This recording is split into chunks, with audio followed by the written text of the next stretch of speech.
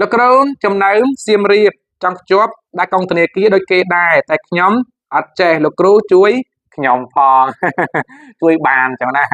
នៅសៀមរាបហ្នឹងក៏ជួយបានដែរចឹងណាលោកគ្រូធ្វើជូនច្រើនតើបងប្អូននៅសៀមរាបហ្នឹងណាសៀមរាបបន្ទាយមានជ័យដល់មានជ័យជាដើមហ្នឹងណាបងគឺធ្វើជូនបានហើយចំពោះបងប្អូនយើងនិយាយទៅ25ខេត្តក្រុងហ្មងណា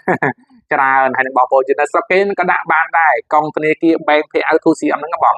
ឲ្យតែគេទម្លាក់មកហើយយើងអត់ចេះហ្នឹងកុំចុចកុំប៉ះពាល់លោកគ្រូបញ្ជាក់ទីណាបើកុំបញ្ចោណា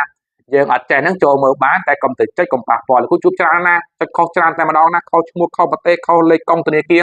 អូបងពេលកែហ្នឹងវីវក់តែម្ដងណាជួនកកែបានជួនកកែអត់បានហ្នឹងក៏ធ្វើខុសស្ដាយបងកែបានគឺខាតចំណូលណា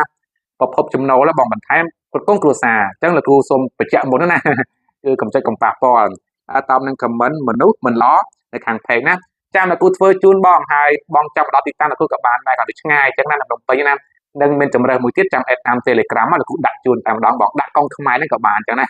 អរគុណ